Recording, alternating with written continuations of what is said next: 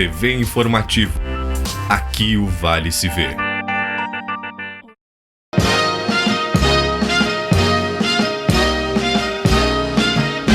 Senhoras e senhores, é com satisfação que a TV Informativo volta com o seu programa Você Sabia?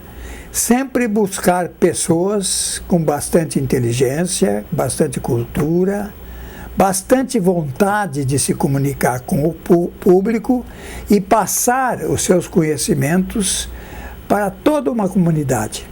Isso é muito bom porque nem todos têm condições de ler toda hora, ouvir toda hora, porque o trabalho não deixa. Mas o Dr. Gerson Zanquetin, além do grande público de clientes que eles têm na sua profissão de advogado, ele gosta de ler, ele gosta de ver televisão, gosta de jornal, gosta de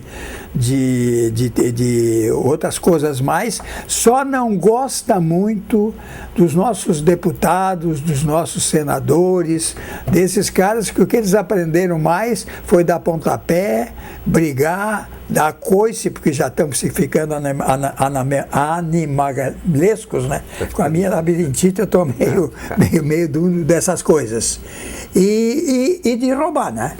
Isso é que é importante. Então eu gostaria, não quero te interromper muito, quero aproveitar a tua inteligência, teu conhecimento, tuas coisas. Tu é um Bela Guarda em miniatura quando eu converso contigo. Eu quero o seguinte, que tu nos fale, na tua opinião, como anda a situação nacional? Conjuntura nacional. Conjuntura, exatamente. A conjuntura nacional como está? Então, em primeiro lugar, um olá a todos que estão nos vendo e ouvindo. Obviamente que para mim é um motivo de muita honra e orgulho participar do teu programa, Oswaldo. Mas isso é a amizade que nós temos, não é?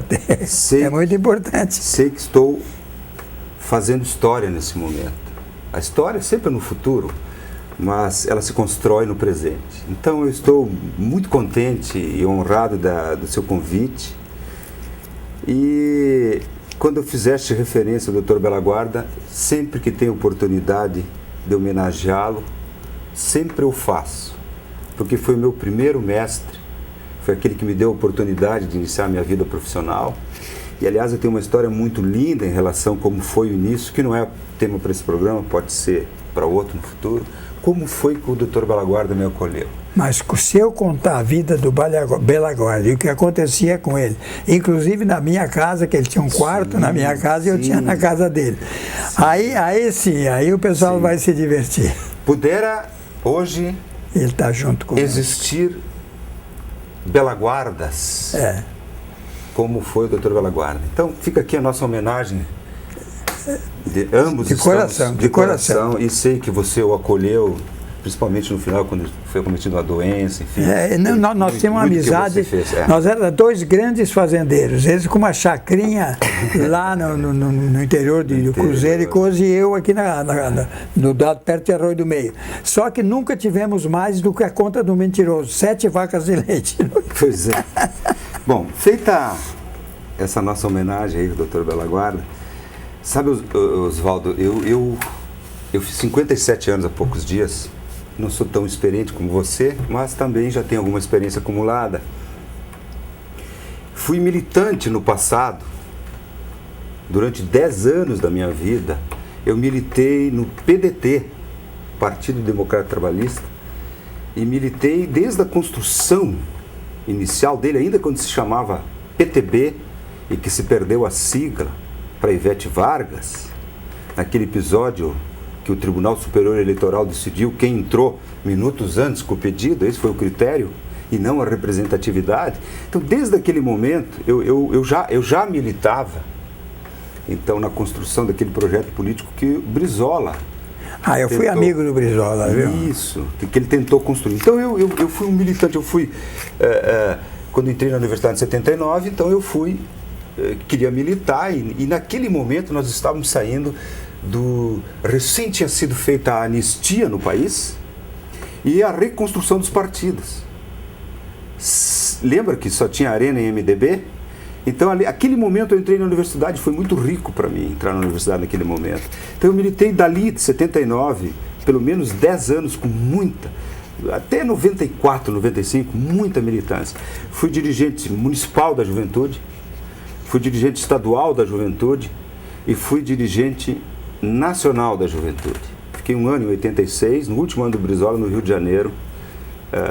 Morei lá, militei. O Matheus Schmidt também, teu amigo, era o secretário nacional do partido. Doutel de Andrade era o presidente e o Brizola o de honra. Sim. Algumas reuniões no Palácio, estava eu lá como um pequeno estafeto, um representante da juventude e algumas tarefas que me delegaram, que me orgulho, isso faz parte da minha história. Eu estou dizendo isso porque, como militante daquele período, tivemos que estudar a história do país.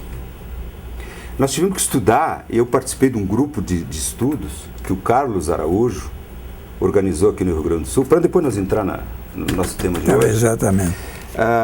Participei de um grupo de estudos, o deputado Carlos Araújo, então marido da Dilma, atual presidente, ele recebia os jovens, universitários ou não, enfim, quem se aproximava para militar politicamente, e ele me recebeu muito bem naquele momento de 79, quando entrei na universidade. Porque houve um congresso, um grande seminário na Assembleia, que se chamava Rumos da Oposição Brasileira, que foi feito pelo Cunha, pelo secretário da Educação hoje do Estado do Rio Grande do Sul, o deputado Vieira da Cunha. Eu digo Cunha porque ele era da Faculdade de Direito, ele era o presidente do nosso centro acadêmico e promoveu esse seminário onde se discutiu os rumos da oposição brasileira, porque se extinguiu naquele momento o bipartidarismo por lei e se abriu a possibilidade de se construir partidos no país. E estava sentado eu, o doutor Bela Guarda, lá na Assembleia. Foram 2 ou 3 dias, o Leopoldo Feldes, se eu não me engano, o senhor Hans Kremer, enfim, foi uma turma aqui de Lajeado lá, sentamos e ouvimos os projetos que estavam se estabelecendo no país. E o nosso grupo que estava ali sentado, se não me engano, José Tavares também, acho que foi, aquele grupo de intelectuais fantásticos, aí, essa turma aí, e eu ali, só de olho, né, eu era uma espécie eu participava dos debates, isso me enriqueceu muito. Então, se tomou uma decisão e o nosso próprio grupo rachou. Eu e o Bela Guarda ficamos no PDT. O Hans, o Leopoldo e o Zé Tavares ficou no PDT e o Hans e o Leopoldo foram para o PMDB. Se botou o Partido do Movimento Democrático Brasileiro, se botou uma sigla na frente. E ali naquele momento comecei a minha militância política e o Carlos Araújo, então, nos levou para um apartamento que ele tinha, onde que você estudava a história do país para você ser um quadro do partido. E não um mero filiado que vai lá, se candidata para concorrer a uma eleição. Como vocês fazem hoje, você vai ali, você tem uma representação na comunidade, então você é convidado para participar do partido, ser eleito, sem ter conhecimento nenhum de conteúdo. Eram pessoas intelectualizadas. Hoje já demonstraram para a juventude o que eles sabiam, né? Olha as lembranças que tu tem dali. Eu tive negócio com Getúlio Vargas quando houve aquele acidente lá na fronteira. Eu vi ele no velório. Olha. Eu conheço o Plínio Salgado. Olha. Eu conheço o Luiz Carlos Prestes. Assisti um comício dele em Caxias do Sul. Conversei porque era de rádio. Eu não consegui conversar com o Getúlio num comício que ele fez em Alegrete, porque o segurança dele disse assim, não, aqui não sobe locutor, nós temos o próprio. Bem, já que você citou o Luiz Carlos Prestes, depois ele aceitou, ingressou e militou no projeto de Brizola. O Brizola queria construir um partido de massa, mas com quadros. E o Luiz Carlos Prestes, após a anistia, ele volta e ingressa no PDT. Período ele ficou no PDT, inclusive num seminário em Brasília que eu fui. O Luiz Carlos Prestes era o primeiro a chegar. Esse congresso, se não me engano, o segundo congresso, o nome foi Segundo Congresso Socialista Brasileiro, uma coisa assim, lá no Salão Nobre do Senado, no Senado Federal em Brasília, na capital da República, o Luiz Carlos Prestes, estava marcado 9, 8h30 ele estava lá. Começava 9h30, 10, mas ele estava lá. E o seminário foi alguns dias, e eu me dei conta que ele vinha, sabe o que eu fiz? Eu fui antes, para poder sentar, e ele que tinha uma pessoa maravilhosa. Aí eu sentei no lado dele e tentar tirar alguma coisa. Uma pessoa fantástica. Sim. Tem até uma foto ao lado dele. Pessoas que não... obviamente que aqui nós estamos falando das pessoas e não as ideias que defendem, porque se nós vamos falar no campo das ideias, começam divergências. E outra coisa, as críticas que eles recebiam, por exemplo, aquela turma do Getúlio, as maiores críticas que eles faziam é que o ministro tal, o fulano de tal lá na fronteira, dava um banho nos cavalos. Isso não se admite. Hoje estão roubando, tirando tudo que tem. E a honestidade. Quem tinha uma ocasião de falar com o Brizola, com o Prestes, com o Plínio Salgado, com as ideias deles, que já eram de outro lado. Exatamente. Eu fui amigo do Plínio Salgado. Do Guido Mundinho, eu fui amigo do Guido. Eu convivia nessas coisas. Desse jeito. A gente vai esquecendo, vai ficando quieto. Como vocês conhecem toda essa juventude que está por aqui, esses caras, esses eu não conheço muito. Mas aquela turma daquele tempo, e era muito mais fácil também conhecer, né? Mas vamos lá. Então, não, porque eu fiz uma introdução, né? Desculpa, você... Não, a introdução, se tu quiser continuar com a introdução, nós fazemos o acabamento e o que nós queremos falar na semana que vem, não tem problema. Não, mas é tranquilo. Então, vamos. O que eu quis dizer? Eu quis dizer para tentar me situar, tentar situar onde que nós estamos chegando hoje. Nesse grupo, então, a gente estudou, agora para concluir essa introdução, nesse grupo que o Carlos Araújo tinha lá, ele formou quadros para o partido. E nós estudamos a história do Brasil de Getúlio a Castelo. Então era um grupo de estudo, a gente se reunia uma vez por semana e debatia. A gente lia capítulos e ia debatendo e tinha um orientador, enfim, para a gente conhecer a história. Porque a minha geração, a geração do pós-golpe 64, ela não conheceu a história anterior, o colégio não ensinou a história antes de 64. Ela foi como que cortada com uma tesoura. Então foi uma geração, a minha geração, que não conhecia. Ela foi buscar o conhecimento próprio dessa geração. Mas nem todos tiveram. Exatamente. Aqueles que tiveram a oportunidade de ter pessoas que a gente citou aqui, esses conseguiram. Claro. Mas os que não tiveram, estavam alheios. Então eu fui buscar essa informação dessa forma. E quero te dizer o seguinte, para entender o momento atual, na verdade, a história, ela sempre se repete. A história se repete. Só que ela se repete num contexto novo, com mais informação, com mais tecnologia, com mais conhecimento humano. Eu estou dizendo de modo geral agora. Mas o que nós tínhamos lá? Quem tinha um rádio era milionário. Quem tinha um jornal que era feito à mão ali, uma página em cima da outra, era uma loucura. O Correio do Povo, para chegar na fronteira em Uruguaiana, ele saía segunda-feira de manhã de Porto Alegre e chegava terça-feira de noite em Uruguaiana. E daí que eles iam ler o jornal lá. As estações de rádio só se ouvia Argentina, não se ouvia Porto Alegre, troço. Não, mas isso não precisa nem tão longe. Nós morávamos, quando criança, em Progresso, e o Correio do Povo, aquele Correio do Povo, grandão, enorme, ele saía às 6 horas da manhã de Porto Alegre, chegava aqui, muitas vezes não dava tempo do ônibus que saía daqui para Progresso pegar o jornal. Então, às vezes, se lia as notícias, o jornal um dia ou dois depois. Ele chegava aqui, ali pela meia hora, uma hora, ele chegava de Porto Alegre aqui, vindo por Montenegro. Isso. Eu já vinha assim para cá. E se atrasava, aí o ônibus que ia para o Progresso, às vezes não conseguia levar no dia. Ou chegava lá, no fim da noitezinha, em Progresso, e meu pai ia buscar no outro dia. Então ele lia as notícias de hoje e daqui 2 dias. Exatamente. Era assim. Isso. Então imagina o conteúdo de informação, a fonte de informação. Mas a cultura, aqueles que se dedicavam à cultura, eles tiveram muito peso. O livro.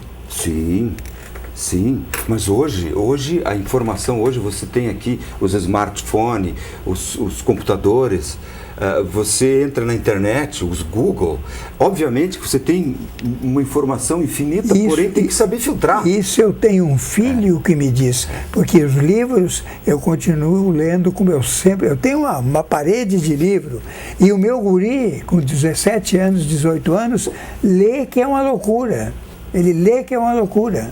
Que bom, Oswaldo. É o que eu estou retomando hoje. Ele compra livros de peso, de intelectuais. Eu não discuto com ele mais, porque já estou meio esquecido, mas eu não consigo mais. Porque eu já estou meio esquecido. Ele entende daquele coisa. Não entende muito de matemática, de coisa, mas de cultura, de livro, de coisa, é uma loucura. Que bom. Imprescindível isso. Sim. Não podemos... Mas eu disse para ele...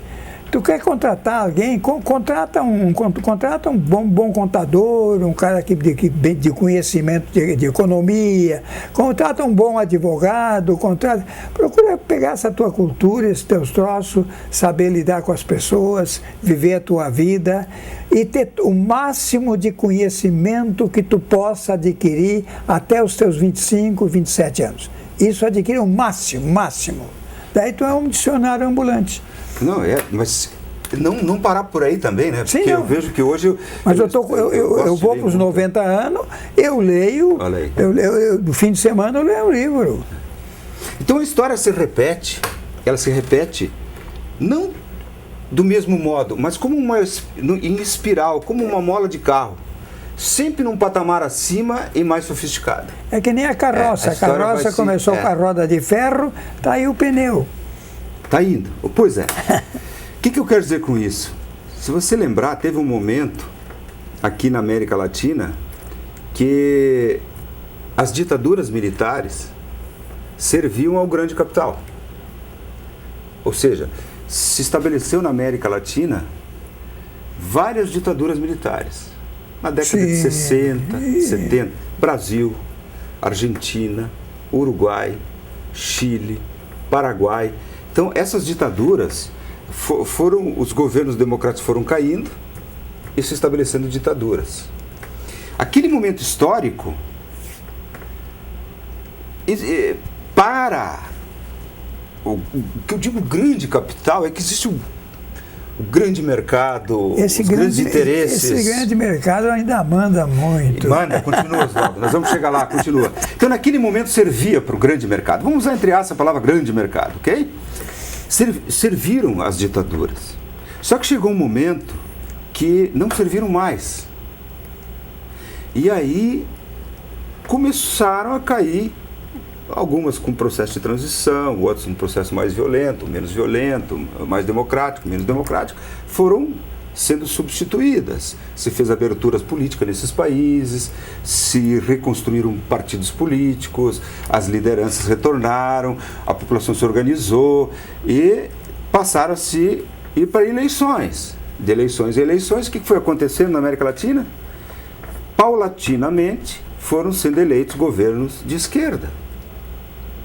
Aconteceu na Venezuela, no Brasil, no Equador, no Paraguai, no Uruguai, na Argentina, no Chile. Pode ver que o rompimento no Chile, em 1973, se deu com Allende, Salvador Allende, que era do Partido Socialista. Daí se estabeleceu a ditadura de Pinochet até pouco tempo. Então, para retornar a partido de esquerda, demorou. Governos, não digo totalmente de esquerda, porque aqui é uma diferença muito grande dos governos, de se estabelecer governo do tipo do modelo russo, esse não, nem perto, nada. Era dentro do processo democrático, mas com perfil de esquerda, centro-esquerda. Getúlio, Brizola, mas não era da Rússia, de Cuba. Imagina Cuba. Falaram de Cuba que era uma maravilha, que não tinha problema para que. Cuba fez um acerto com os Estados Unidos, que eu não sei bem por que interesse. Já os cubanos tudo estão fugindo para os Estados Unidos, estão fugindo para o resto, estão todos fugindo de Cuba. Porque o que eles comiam? Todo mundo comia a mesma coisa, todo mundo tinha aquilo, todo mundo igual, não cresciam, não progrediam. Fidel Castro está lá com as criações deles de gado nobre, daqueles troços. Essa esquerda que não se quer. Não é essa. Não é essa. E aí foi muito boa a sua observação. O que eu quis dizer é que são governos centro-esquerda, onde há uma maior preocupação com o social. Havia uma maior preocupação com o social. Só que chegou um ponto que esse modelo não serve mais ao grande capital. Por isso que eu disse que a história se repete. E como não serve mais, você pode ver que na Argentina modificou, no Paraguai o Lugo caiu, no Uruguai, no próprio Chile, o Chile ainda não houveram eleições, mas na Venezuela há pouco tempo. Ali eu quase não estava acreditando naquela. Venezuela ainda. há pouco tempo. Foi a fome que derrotou o cara. Daí, sim, mas se a gente vai entrar lá, a gente vai ver que houve um grande boicote, né, para se chegar ao desabastecimento e gerar uma insatisfação popular. Não quero defender aquele governo. É que a prática se levaram a isso. Eu não defendo um governo ditatorial. Não estou defendendo. Lá que pesa lá ter sido eleito, né? Bem, Oswaldo, as guerras, fazer uma pequena observação para depois concluindo aqui dentro do que eu pretendo. As guerras no futuro, no passado, as guerras eram por motivos religiosos, de conquista de terras, expansão territorial, né? E as guerras do futuro serão por recursos naturais. Por recursos naturais.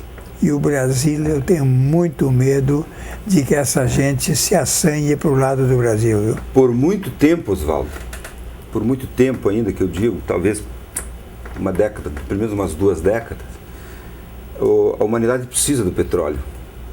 Sim, mas vai terminar. O petróleo... Ele vai terminar, mas por hora está ainda fundamentado no combustível fóssil. Você acha que a guerra do Iraque foi por motivos humanitários? Nada, mas ali tem petróleo.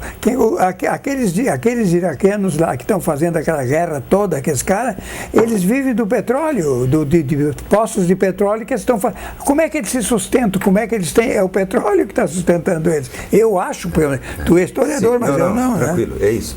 O que eu quero dizer que as guerras do futuro serão por recursos naturais. Energia, água. Eu tenho muito medo disso. Espaço para produzir alimento. Não se sabe o que vai acontecer lá na frente, mas seguramente serão diferentes das do passado. Não se justifica mais hoje você pegar um exército, colocar na fronteira e invadir. Não se faz mais isso, não teria lógica. Mas tem aquilo que eu disse. Como uma espiral, a história se repete, sempre num nível superior. Mas os motivos sempre praticamente são os mesmos, porque elas se repetem. As pessoas nascem, crescem, outros nascem, crescem, e vão nos substituindo, nós substituímos os outros. Mas nós sempre fomos vítimas do capital. Aí que tá. Você está respondendo onde eu queria chegar. Desculpe. Não, você me auxiliou, que bom, porque vindo de ti é mais fácil chegar às minhas conclusões. Eu poderia estar induzindo. Bem, só que se você lembrar, a Venezuela é um país que tem um dos melhores petróleos do mundo e uma das, se não maior jazida do mundo, a Venezuela. E nós temos uma novidade aqui que se chama pré-sal. Pré-sal. Pré-sal nós descobrimos aqui no Brasil, também uma das maiores jazidas do mundo de petróleo. Altamente cobiçada por grandes interesses privados. A Venezuela é um empecilho. Tem países no mundo que precisam muito do petróleo da Venezuela. Países próximos. Em vez de buscar lá no outro lado, fazer guerra no outro lado, você precisa desse recurso natural. Você precisa do pré-sal. Governos de centro-esquerda impedem, são empecilhos para ter acesso a essas reservas. Então, o governo de esquerdas não interessam mais na América Latina. Você tem que substituí-los e, modernamente, você não pode botar um exército na fronteira e ingressar. Você tem que ir pelo processo que está ali estabelecido, de convencimento, de eleições, de apoiar grupos, de patrocinar, enfim, atitudes ou grupos para... Bem, O Brasil teve uma eleição ano passado. E foi muito disputada. E nesses meus 57 anos de vida, alguns anos, hoje eu não milito mais. Eu não tenho mais militância política partidária nenhuma. Eu acho que não tem mais não tenho mais. Hoje é um interesse econômico não total. Mais. Não tenho nada. Eu estou falando como cidadão que se preocupa com o futuro do país. É isso que me preocupa hoje. E o momento é muito delicado. Nesses anos todos que eu militei, nesses anos todos que eu estou aí como cidadão olhando as coisas, vendo, sem militância. Estudando, porque lendo, estudando, sem militância partidária nenhuma. Quiser me convidar para qualquer coisa, eu não vou nem em reunião de condomínio do prédio do meu escritório para não correr o risco de ser eleito alguma coisa. São capazes de me eleger alguma coisa lá? Não quero. Então não tenho pretensão nenhuma. Eu estou fazendo uma análise como cidadão e me preocupa muito o momento, que é o tema da conjuntura atual. Nós tivemos uma eleição ano passado. 2 grupos bem distintos, com propostas distintas, disputaram os votos da nação. Muito claro. Um grupo perdeu, um grupo ganhou, dentro do processo democrático. E o Brasil é o grande pilar de sustentação na América Latina de governos de centro-esquerda. Prezados telespectadores, eu vou pedir para o Zanquetin, doutor Zanquetin, que ele termine, eu faço até a metade no nosso próximo programa, porque passou esse nosso tempo, vivemos coisas muito boas, muito gostosas, e nós vamos dar sequência nisso, porque é um assunto que ele tem condições, conhecimento temos muita gente esclarecida, sabendo, mas também tem muita gente que não é ligada a essas coisas, está preocupado com essa situação do Brasil, e tu sempre estudaste isso, sempre, desde o Brizola, do Getúlio. O Getúlio tu nem era meio nascido ainda, mas o Brizola tu aproveitou bastante. Então eu peço licença para vocês e peço para ele também, se ele puder, que já nós façamos na próxima semana, nesse mesmo dia e horário. Se não, a gente faz mais uma e volta com ele de novo, e nós vamos terminar esse programa que é histórico, essa história que tu conta, eu quero terminar com ela, nem que nós precisamos chegar a 5 programas, mas terminar com ela. Não há problema nenhum. Nós chegamos no final do programa? Chegamos no final. Bem, então, quanto à análise de conjuntura, fica para o próximo. Vamos fazer um novo programa, não há problema nenhum. Porque isso aí, eu leio muito e eu tenho dificuldade. Eu comecei a me preocupar muito com a política, antigamente gurizada, fazia aquilo, fazia aquele outro, né? Eu gostei um tempo do Príncipe Salgado, depois gostei do Brizola, gostava muito, do Getúlio também. Daqueles antigos, eu tive uns da direita, outros da esquerda, mas era isso que passava. Agora, esse teu estudo que tu está fazendo, tu sempre gostou disso, e eu acho que um dos grandes influentes em ti nesse sentido foi o Bergoglio, que era um intelectual incrível, né? Então nós não podemos perder, o Zanquetin, que tu deixe de dizer para todos os nossos telespectadores, passar para eles a tua ideia. Eles vão me agradecer a mim também por ter te segurado para mais algumas entrevistas. Nós vamos fazer. Tudo bem. Não há problema. Tudo bem. Eu agradeço pelo programa de hoje, que pese não conseguimos concluir a tese, mas essa leitura do passado, a preparação do assunto para cá foi de um professor catedrático. Não, nem tanto, mas muito obrigado. Muito obrigado, e até a próxima semana nesse mesmo dia e horário.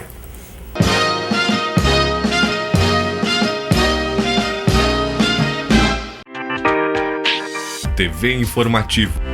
Aqui o Vale se vê.